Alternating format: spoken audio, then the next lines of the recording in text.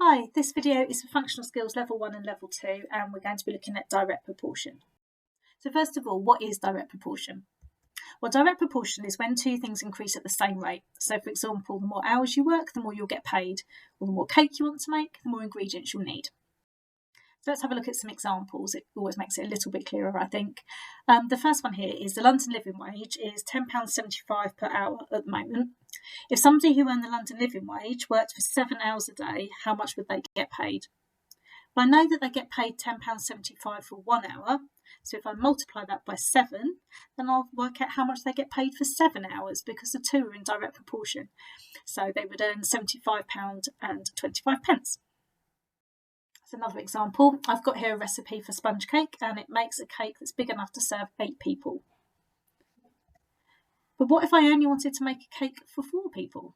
Well, I know that 4 is half of 8. So if I halve all my ingredients, then I'll have enough to make a cake for 4 people.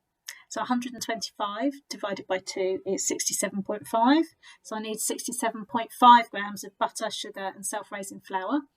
And I need to halve the number of eggs as well. So instead of needing 2 eggs, I'm going to need 1. This is still the same recipe, but this time, what if I wanted to make a cake for 16 people? Well, I know to get 16, I need to double 8. So I'm going to need to double all of the ingredients in my recipe as well. So instead of having 125 grams of butter, I'm going to need 250 grams of butter, sugar, and self-raising flour. And instead of needing 2 eggs, I'm going to need 4. What if I wanted to make enough cake for 80 people? Well, I know that 80 is 10 times 8, so I'm going to have to multiply all my ingredients by 10 as well. So 125 grams multiplied by 10 is 1,250 grams. So I'm going to need 1,250 grams of butter, sugar, and self-raising flour. And with my eggs, instead of needing 2 eggs, I'm going to need 20 eggs. Worth just pointing out here that 1,250 grams is the same as 1.25 kilos. So have a go. Tom bought 9 bananas on Monday and he paid £4.05. On Friday he bought 6 bananas. How much did he pay? Pause the video and try and work it out for me. So we know then that if it's £4.05p for 9 bananas, I can do £4.05 divided by 9. And that's going to tell me how much 1 banana costs. So 1 banana is 45p. On Friday, he's buying 6 of them. So I'm going to do 45p multiplied by 6.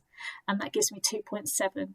But because this question is about money, I've got to remember to use the pound sign and make sure that my number has got 2 decimal places. So instead of saying 2.7, I'm going to say £2.70. I've got another recipe this time, and it's for chocolate and peanut butter fudge, and it makes enough for 8 people. But I only need enough for 1 person. So what am I going to do?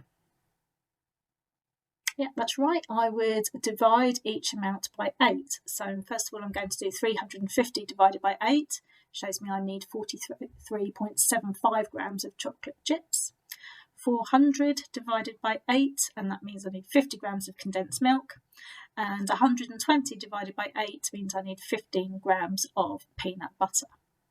And it's really useful to be able to work out, if you've got a recipe, how much you need for 1 person. Because once you know how much you need for 1 person, you can make this recipe for any number of people. You could multiply it by 30 if you wanted to make it for 30 people. You could multiply it by 6 if you wanted to make it for 6 people, and so on.